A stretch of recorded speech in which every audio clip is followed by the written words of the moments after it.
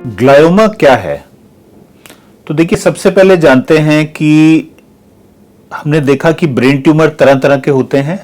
अगर हम बहुत ही ब्रॉडली क्लासिफाई करें तो कुछ ट्यूमर ब्रेन के अंदर से जनरेट होते हैं, उन्हीं का नाम ग्लायोमा है। उसके अलावा कुछ ट्यूमर ब्रेन की कवरिंग से जनरेट होते हैं, उनको हम मेनिंजियोमा कहते हैं। कुछ ट्यूमर पिट्यूटरी ग्लैंड से ओरिजिनेट करते हैं तो उनको हम पिट्यूटरी एडेनोमा कहते हैं। और कुछ ब्रेन के अंदर नर्व से जो ट्यूमर पैदा होते हैं उनको हम श्वानोमा या न्यूरोफाइब्रोमा कहते हैं।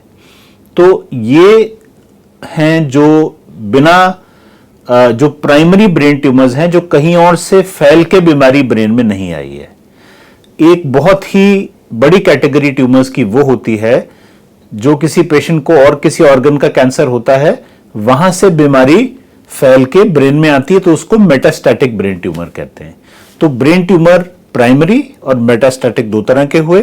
प्राइमरी ट्यूमर्स के कुछ तरह की वैरायटीज का मैंने आपको अभी डिस्क्रिप्शन दिया है। ब्रेन के अंदर से जनरेट होने वाला ट्यूमर है जिसको हम ग्लायोमा कहते हैं। और हालांकि इसको हम 4 ग्रेड्स में डिवाइड करते हैं। ग्रेड 1 या 2 वो वाले ट्यूमर्स होते हैं जिनको हम कहते हैं कि नॉन कैंसरस ट्यूमर है, और ग्रेड 3 या 4 ट्यूमर्स होते हैं जिसको हम कहते हैं कि कैंसर, और जिसमें ग्रेड 3 और 4 में से ग्रेड 4 है जिसको हम खराब तरह का कैंसर मानते हैं। अच्छी बात यह है कि काफी ट्यूमर जो हमारे पास आते हैं वो ग्रेड 1 और 2 होते हैं। जो ग्रेड 1 ग्लायोमास होते हैं, फॉर एग्जांपल पाइलोसिटिक एस्ट्रोसाइटोमा, ये एक ऐसी बीमारी है जो कि कंप्लीटली नॉन कैंसरस है। इस बीमारी का पेशेंट जब हमारे पास आता है, आमतौर पे हम सर्जरी करते हैं और सर्जरी ही इस बीमारी का क्योर रहता है, और पेशेंट काफी लंबे सालों साल तक बिना किसी प्रॉब्लम के, बिना ट्यूमर वापस आए अपनी नॉर्मल लाइफ लीड कर सकता है। अब डिस्कस करते हैं ग्रेड 2, 3 और 4। तो जो ग्रेड 2 है वो कैंसर और नॉन कैंसर के बीच की एक बीमारी है।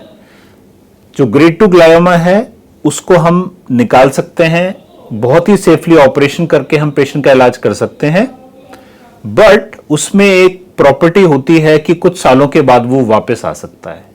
तो ग्रेड 2 ग्लायोमा 3 से 7 साल के भीतर कई बार वापस आते हैं, और जो वापस आते हैं उनमें कई बार देखा गया है जो पहले ग्रेड 2 ग्लायोमा था वो ग्रेड 3 या 4 ग्लायोमा बनके वापस आया है।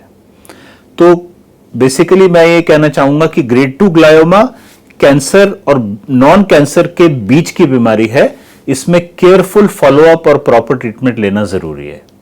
ग्रेड 3 और 4 ग्लायोमा जैसे हमने देखा, ये कैंसर का रूप है। ग्रेड 3 एक ऐसा हल्का कैंसर मानते हैं हम जिसमें ऑपरेशन के बाद पेशेंट को आराम से 3 से 5 साल का टाइम मिलता है, फिर बीमारी वापस आ सकती है। जहां ग्रेड 4 में पेशेंट को बढ़िया ऑपरेशन, रेडिएशन थेरेपी, कीमोथेरेपी के बावजूद आमतौर पे 1 से 2 साल तक की लाइफ मिल पाती है, फिर कैंसर वापस आ सकता है। और कई बार हमने ये भी देखा है वापस इलाज करके और 1 या 2 साल का टाइम हम पेशेंट को दे पाते हैं। तो जो ग्लायोमा है वो ब्रेन ट्यूमर का एक काफी कॉमन टाइप है। इसके बारे में हम सबको थोड़ी सी और अवेयरनेस होने की जरूरत है। एक न्यूरोसर्जन जो कि इसमें स्पेशलिस्ट हैं, वो आपका सीटी स्कैन, एमआरआई देख के और सिम्टम्स को कोरिलेट करके ग्लायोमा का डायग्नोसिस एस्टैब्लिश कर सकते हैं।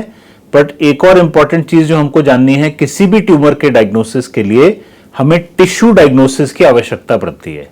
तो जो मैंने अभी आपको बताया ग्रेड 1 से लेकर ग्रेड 4 ग्लायोमा है, एक्चुअली वो टिश्यू डायग्नोसिस पे ही प्रूव होता है।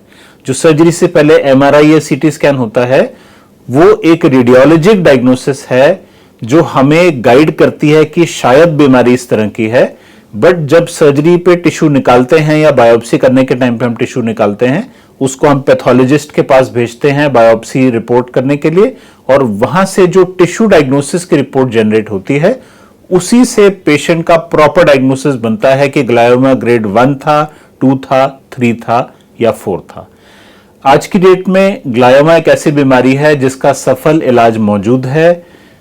कई तरह की सर्जिकल प्रोसीजर्स मौजूद हैं, मॉडर्न टेक्नोलॉजी अवेलेबल है जिसको हम इंट्रा ऑपरेटिव इमेजिंग कहते हैं। इंट्रा ऑपरेटिव नेविगेशन गाइडेंस का हम इस्तेमाल करते हैं।